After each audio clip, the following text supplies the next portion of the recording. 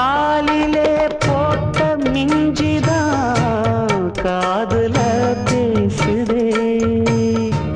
கழுத்துல போட்ட தாலிதான் காவியம் பாடுதே.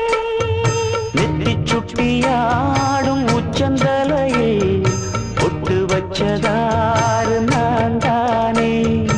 அத்தி மரப்பூவும் அச்சப்படுமா அக்கத்தோளையாறு நீதானே. ஆசை பேச்சில் பாதி மூச்சில் லேசாதேகம் சூடேற முத்து மணி மாலை என்ன